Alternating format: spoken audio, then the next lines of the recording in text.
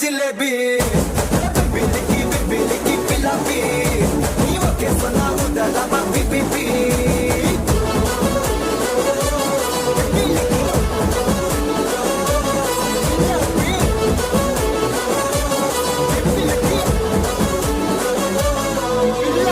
Timing பார்த்தீங்கன்னா இப்போ 9 to 5ங்க.